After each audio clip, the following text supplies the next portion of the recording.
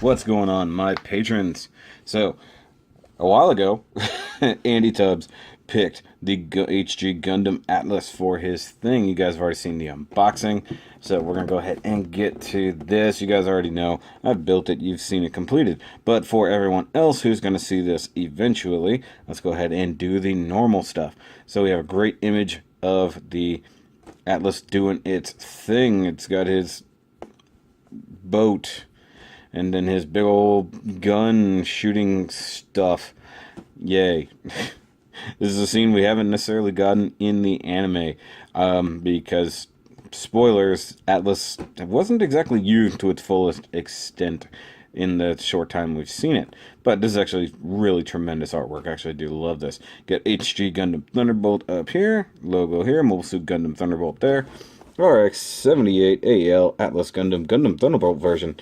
So does that mean there's a non-Thunderbolt Atlas? Somebody answer that.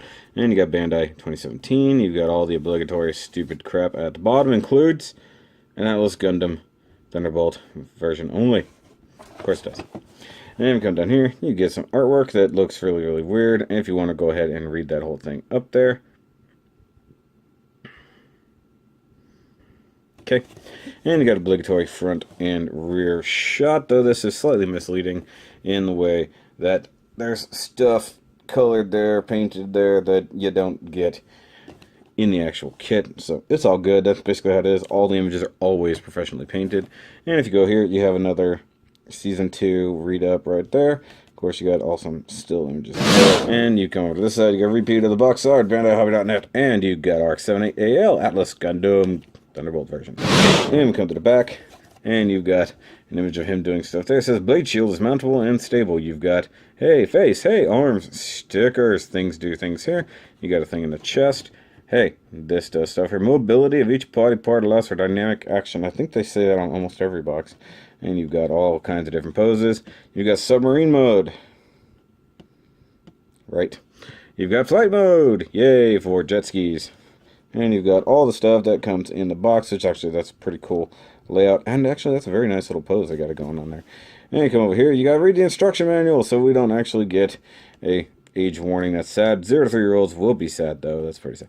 Age 15 and up, hey, I'm right in the middle of that. And you've got the little guy with the toilet, yay, and 2,300 yen for this kit, which is actually pretty good considering the size and the density of this thing. It's pretty ridiculous.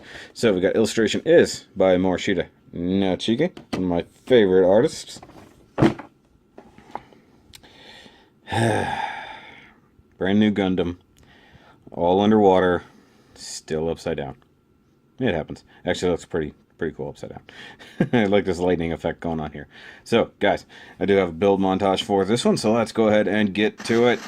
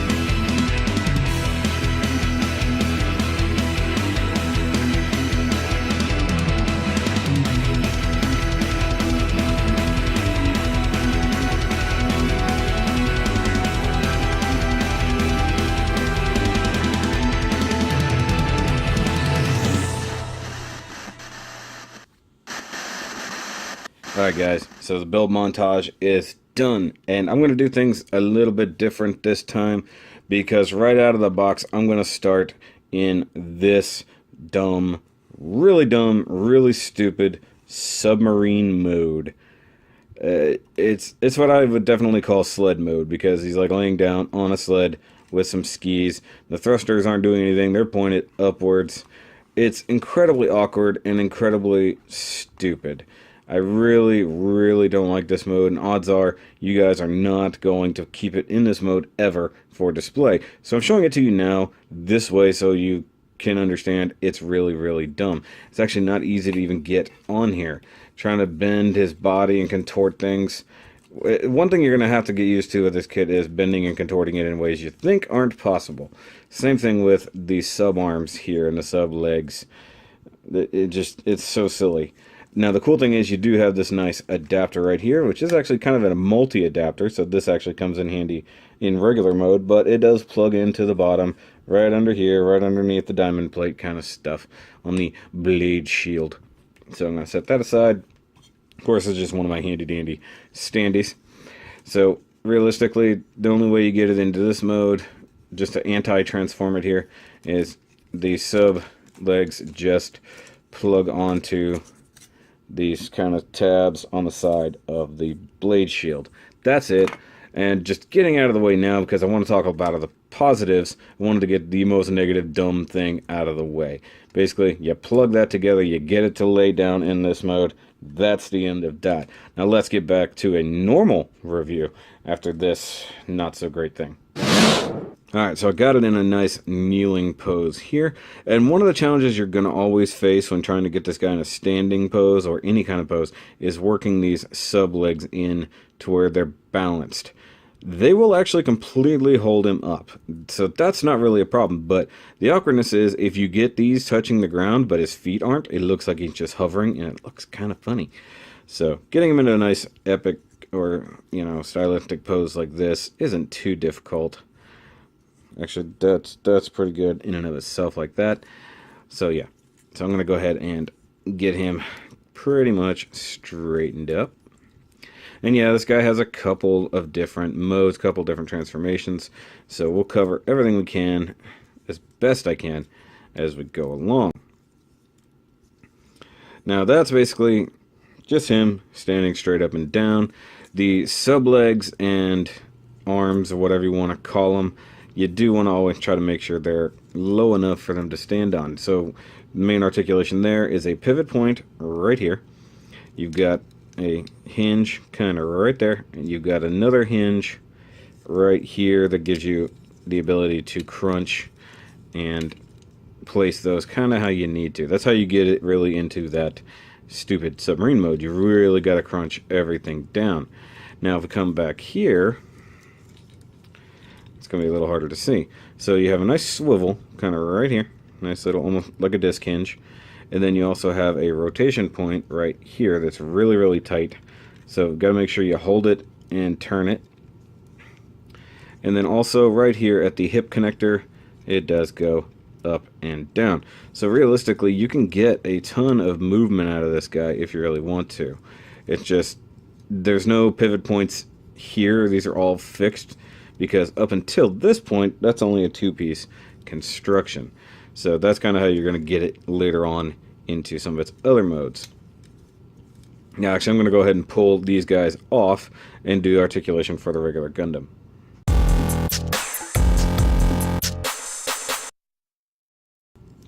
So with the sub-arms off, you can see there's not a ton to this Gundam, realistically.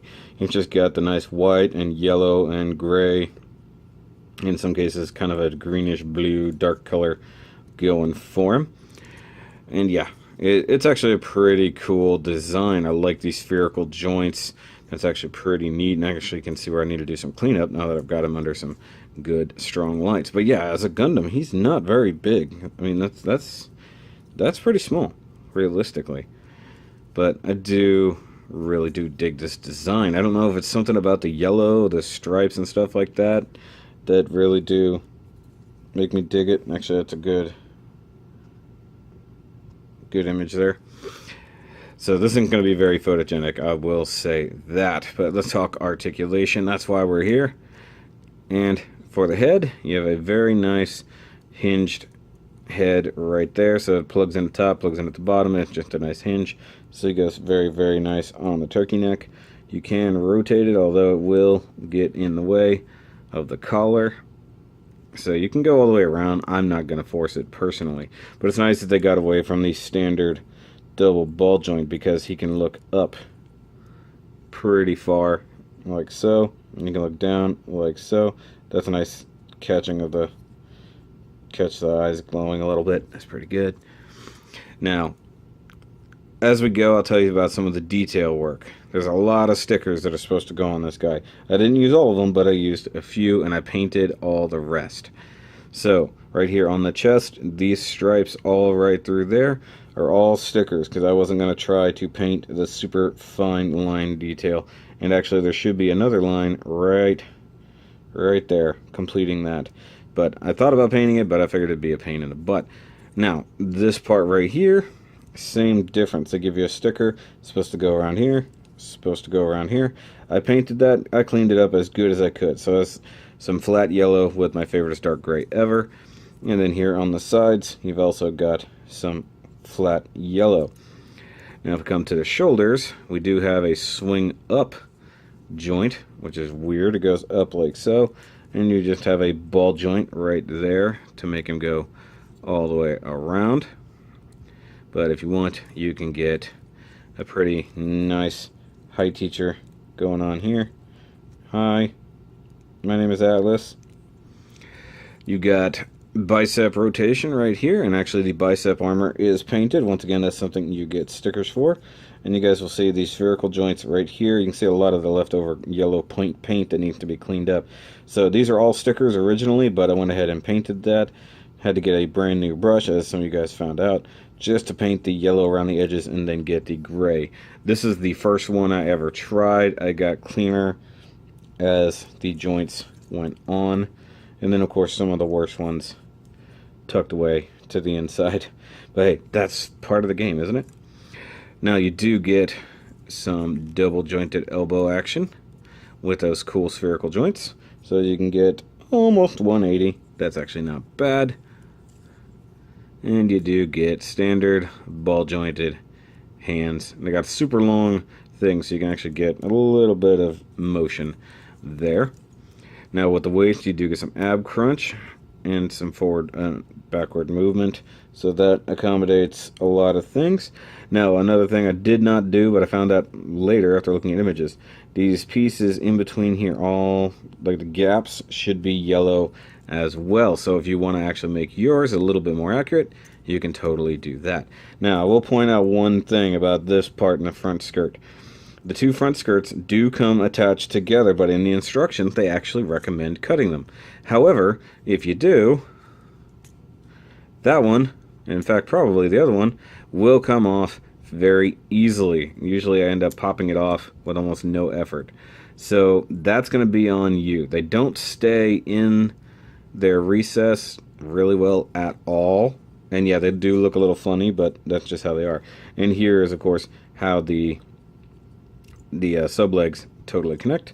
And with everything removed, you can actually go full 180. Now, point this out real quick. I missed it before. The spine is also a sticker, but of course I painted it. A little bit of panel lining actually ended up smudging the paint up a little bit, but actually looks pretty good in my opinion. Coming down to the really cool legs, you can see right up here, I'll turn that way, you can see all the spherical joints painted to match, though the hips don't actually come with stickers. I did that just because. And then the inside parts of the legs and the knees, I did those with paint. These are some of the better ones I did. I think this one is nearly perfect. One of these on this side I think is pretty much like, I did a one take on the actual paint around the edge and it was perfect. So I was getting better as I went on. But once again, you can use the stickers. I wanted to paint it, and Andy Tubbs basically challenged me to do so. So you do get the thigh rotation, as you should. You get a really good kick forward, more than 180.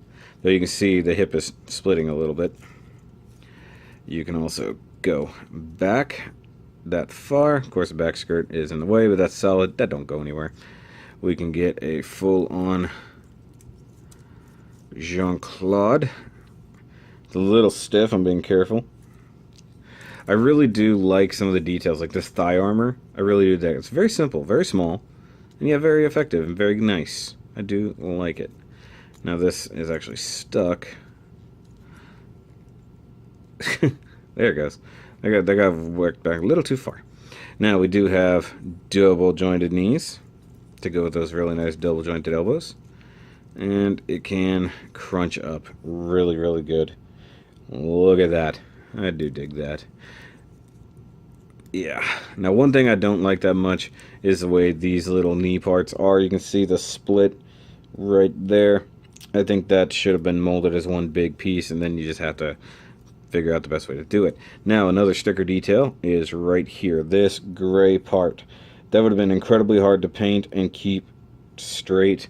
Make sure it didn't seep into any of these little vents, because this thing's covered in little vents. So went ahead and used the stickers. I think that's actually a pretty flawless sticker design. I really do dig that. It comes all the way around this side as well. It's one heck of a sticker. It goes all the way around that part. Now that leads us down to the ankles, which actually are pretty useless as ankles. They can only really go forward and back and side to side. Those are pretty useless ankles, guys. However, these also did not require paint, but you know, if all the other spherical joints look like that, let them do it. So I went ahead and painted that. So realistically, you can pose the ankles in quite a few ways. Now the foot itself has a bunch of articulation. So if you grab the heel, you can rotate it individually. If you grab the front part, you can rotate that individually. You can also tip this part up, so that's part of the transformation for later. But this will actually give you the ability to have an interesting stance. And if you do it right, you can get the foot. They're not super loose, so they don't automatically just tilt. But you can get a nice flat foot with a wider stance if you really want to. So it's actually pretty good. Pretty good in that aspect. I really do dig it. I love the design of this Gundam. And guys, this thing really does deserve a master grade since it's something totally new. And the engineering on it is actually really, really cool. And I'd love to see this thing transformed into something like a Vercom. Alright, so before we go a little too far, more paint work on here. All of these little ridges right in there, that's all gray paint. Same thing on this side. And then even this part. That all needed to be gray. I mean, you can leave it alone, but I did it. Also, guys, minor tip. Glue these little verniers on, or else they'll be a little bit loose. So the only way to rotate these is to grip on the vernier itself. So it'll pop off on you if you're not careful. So I just applied just a dab of glue right there just to hold them on. Also painted just that little section there so the wheel kind of looks complete. It's all about making things look a little bit better than they are.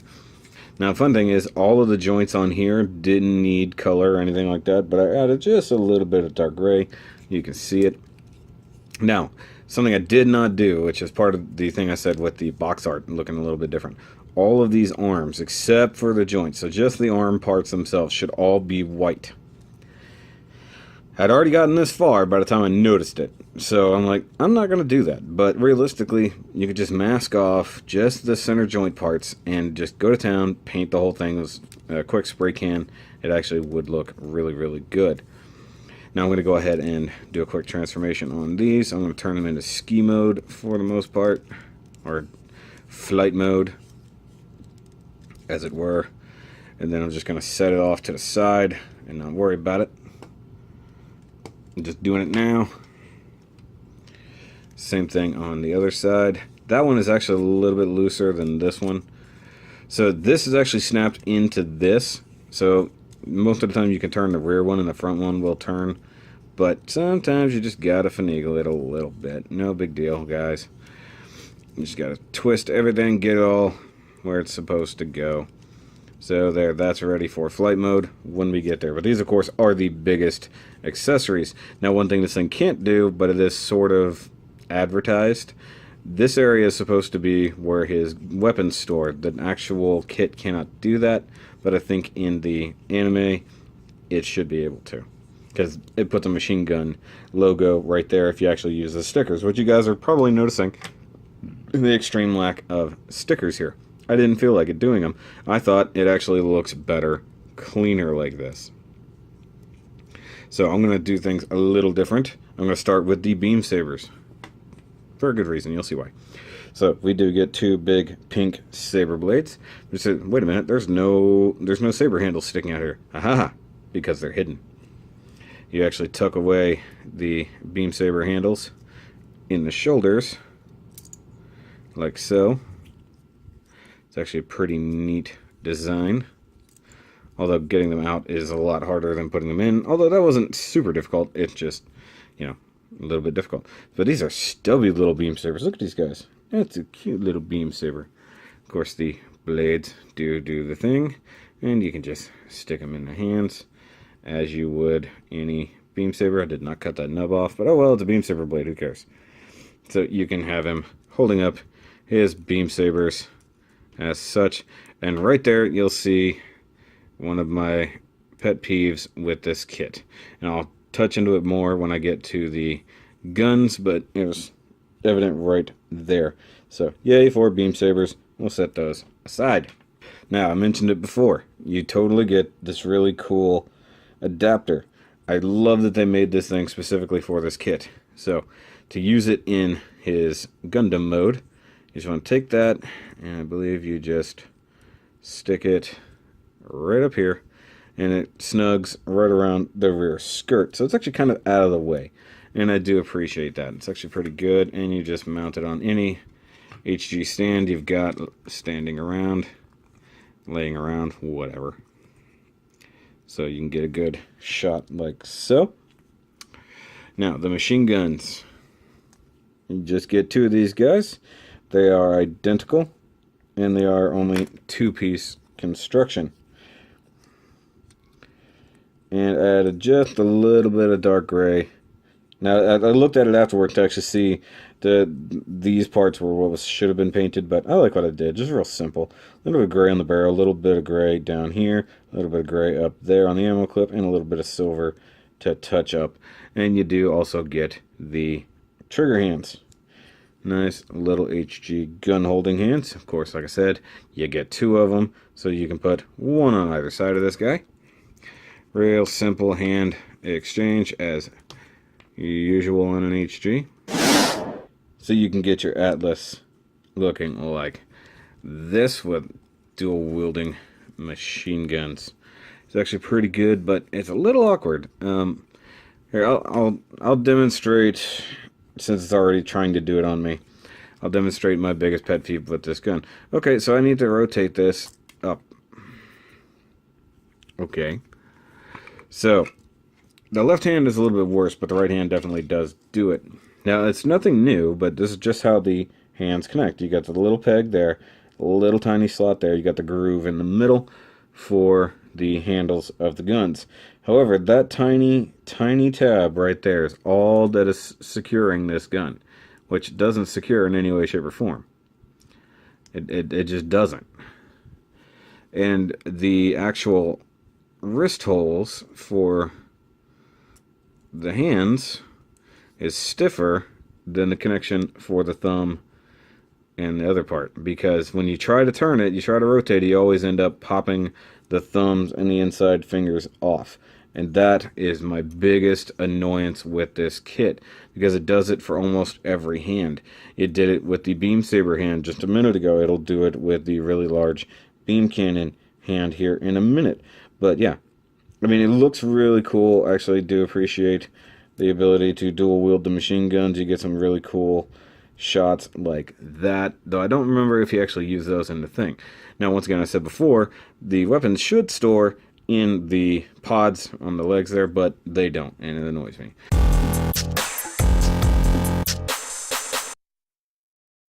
And because we're getting there, let's go ahead and open up this hand. because we don't need that machine gun. Instead, we need this big guy. Now, I don't actually know exactly what it's called. I thought it was a rail gun at first until I found out that, well, it actually does shoot very large energy beam. Now, this thing actually is fairly simple construction. 2 pieces up here, and then 2 other pieces that slide on like so. What is a very effective, very, very large weapon. However, this thing needs a lot of attention. Any gray you see right around here on the barrels, this thin line here, these little markings here, all of this along there, the entire inside right through there, you see the shininess, all of that had to be painted, or else it would just be a solid yellow piece, with the exception of just the core right there that is a weird grayish green color. To make it accurate, you have to actually take it apart. Well, I guess technically before you put it together. I'll show it off here. Paint the entire trough gray and then hit it with some silver like that. There's a lot of work, but it wasn't hard. It was just a lot, you know. And, you know, it goes together really, really easily. You know, you just slide this one up. You slide this right up in there.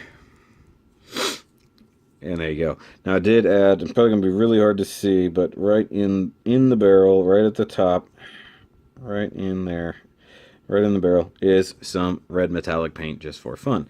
You also got to paint this part. You can see it's a little thin. You can see some yellow poking through it. So pop this off, like so. It just goes in a couple slots, and then tabs into the bottom of the handle. The same kind of trigger handle that we're going to need for this. Now, where's the inside of the hand? I don't even know where it went.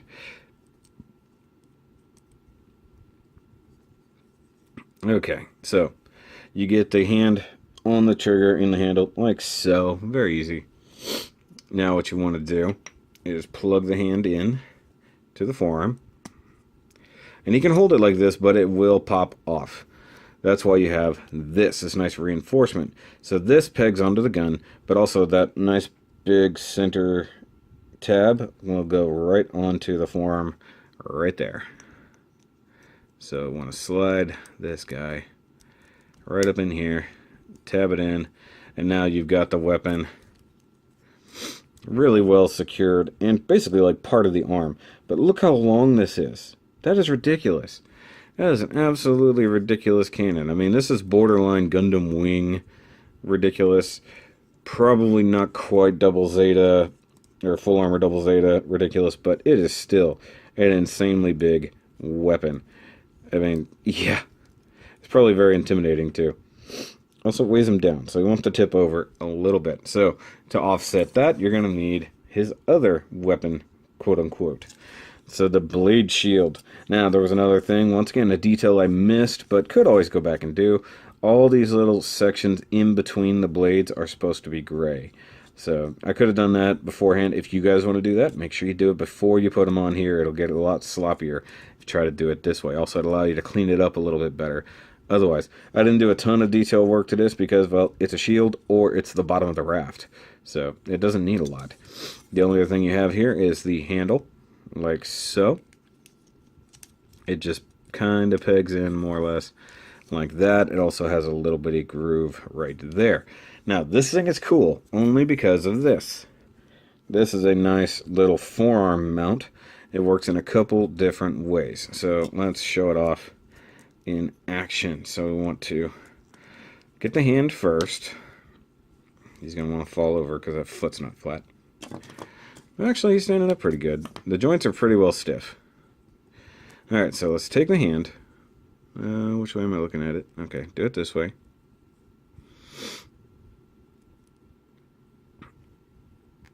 Like so. Now you want to install this back how you did.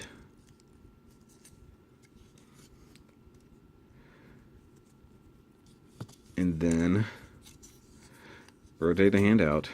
Now this thing will actually, this works a couple different ways. So in this case, it's going to go on like so and just kind of tuck underneath everything. It'll ride that center groove. And you want to plug the hand in, and hopefully it just goes straight in, and then you plug it onto the forearm like so, and then the hand pops off because it's annoying. Why did that happen? That should not have happened. Okay, hold on.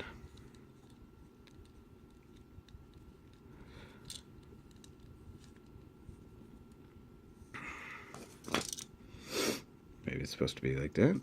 Not likely. Okay.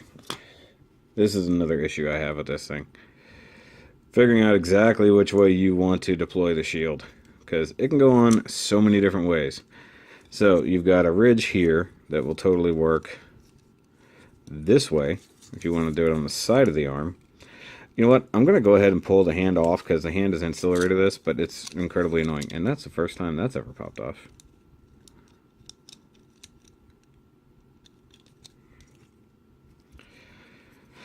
I knew this review was going to be a pain in the butt. I knew it. Alright, so, as I was trying to say, before I was so rudely interrupted by this thing, just kind of tuck that up right in there. I just realized that's not how that works. Guys, I'm annoying myself. I really am, because this kit does really annoy me. Because that's correct, yeah. That goes this way. Hand only goes the one way. I kind of wish they had used a different type of hand for this. But, you know, you can only do what you can do, right? Okay. So, if we put this in like this...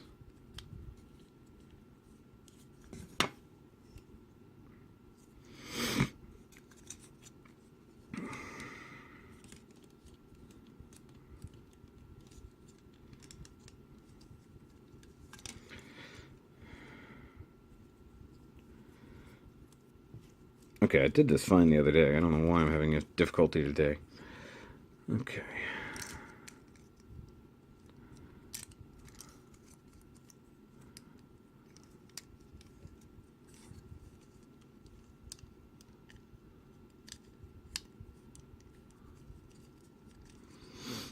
Nope, that's not right. Just remember how that goes, because I thought there was a way. There it goes again. The hand pops off so stupid easy. Honestly, guys, this is the most annoying part. Is this shield? That even the sub legs are nowhere near as annoying as fighting this shield for the different modes it can go into.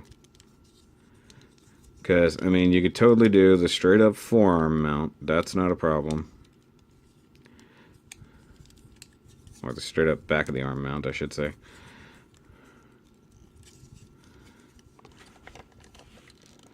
So, I mean, the forearm's doing most of the work there. The hand is generally pointless in this case. So, you can do it this way. Now, I'm going to figure out how to do it the other way. Because it's not hard, but I can't seem to remember how the heck to do it.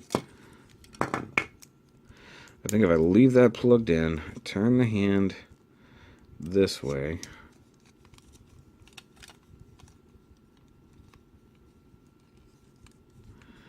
do something like that.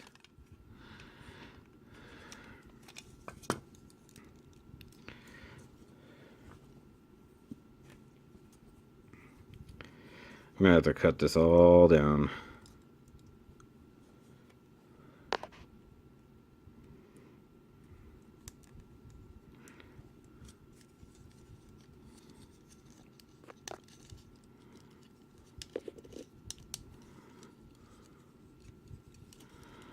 Okay, I think that's basically it right there.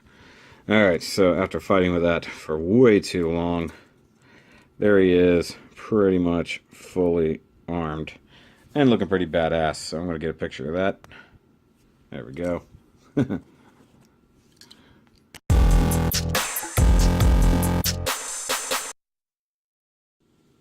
Alright, so from there, I'm going to go ahead and add the sub legs back on. Now, the main reason I did all that without the sub legs is because, God, they get in the way. Like, something fierce. Like, just trying to do, like, that simple pose I just did. If I was fighting the sub legs too the entire time, that would have just absolutely driven me mad. Because you can do them, but they are just flat out always in the way. Now, mind you, these are facing their own direction. The thrusters are outward, not inward, like they normally are. So I got them in quote-unquote flight mode. But I gotta rotate that out. You see they're like super close to the body, and that's a problem. So rotate that, or rotate that out, get some distance here, and then that's what happens. So this is what you have to deal with, and there went the hand. There went the damn hand again. So it's like, if you really, really want to use the shield, you need to glue the hand in place. Glue the hand to the friggin' shield. Now I'm going to fix this and I'll be right back. So if that looks like a mess, it's because it is. Alright, so let's just throw them into flight mode real quick. So I need to get the handy dandy standy.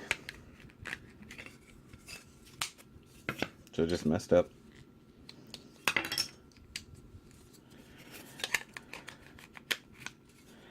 Alright, so bring in the stand. Plug it into the not quite crotch hole. Now it's going to get a little awkward because of the weighting of it, but that's okay. I'll get feet positioned a little bit. Now this is where it's going to get really crazy again, because there goes the damn shield. You know, just pull it off. Pull off the shield. Alright, so what we want to do is get the feet right here onto that peg. So we want the sub arms back as far as it can go. I'm going to tilt this up, bend at the knees a little, and you've got slots in the bottom, and you got these big tabs right there. Now this is where the front of the foot tilting comes in handy, and also some of the rotationary aspect of this. So we can turn the hips back just a little, rotate it somewhere in there. And that's one of the big skis put in place. Let's see if we can get the other one, but hopefully not nearly as much effort. Let's see. Tuck that all the way back. Tuck that down there. That's actually a little bit easier. So this is where trying to straighten the feet out comes in handy. So there we go. Now he's in his ridiculous flight mode. Although I actually do kind of like this ski mode a little bit better. Definitely better than the submarine mode. Now, of course, here we go. Trying to plug this stupid shield back in. Alright guys, so I gave up on the shield. I literally gave up on it. So, the shield is the most annoying thing. Period. They could have done this better. Just mount it to the arm, give it a pivot, no problem. Putting it in a hand that cannot even hold a friggin' beam saber, and then adding in these extra reinforcements, it didn't help. This tweaks a little bit and falls out of the way. That is just garbage. Ugh. God, I hate getting angry at these stupid reviews. I really do. But look, this comes out way too easy. That is such a stupid design. This little slot right here is supposed to help secure it. Instead, it seems to end up fighting it most of the time. That has never popped off as much as it has right now in this review. I'm getting very, very frustrated, guys, as if you can't tell. I'm just going to plug in the stupid forearm piece and just never look back. I'm so sick and tired of this stupid design. What I want to do is just cut that off, glue this thing in place, cut it in there, and just set it in the hand. It just makes way more sense than this. This is just retarded. God, I'm so tired of fighting it. I was like, I haven't gotten this angry at a review in a while, but this is so dumb. Like, it's just, this is not secure enough to hold the whole thing up. And then while you're trying to make it a pivot point so that the whole thing can hold it up, it just wants to fall off. Because the thumb in the hand literally cannot hold the tension. So the only thing remotely holding the thing on is a loose piece of plastic. So it may look great, but don't ever touch it. Don't ever try to move it. So this is flight mode. Looks kind of cool. Looks kind of silly. Looks like he's running around on a pair of giant skis, which is literally what he's doing. So now you can move him while doing this, while he's on it. You can totally shift the hand or shift the hips around, but you have to make sure that the legs and feet and everything are moving together, otherwise it gets a little awkward. Also, if you pivot it in any way, shape, or form, it will hit in the backside. So the two rear thrusters will tend to hit together. And if you want, you can set them down just like that. It will totally do that. Man, the shield. I'm not getting over the shield anytime soon. The shield itself is what's going to ruin a lot of it for this kit whenever it comes down to the best and worst of the year. The shield and the sheer amount of paint work. Now, the paint work is my deal, but, you know, Andy wanted me to do it. This is Patreon pick, so I'm blaming Andy for this. So, I'm going to get a really sweet picture of this, and I'll be back.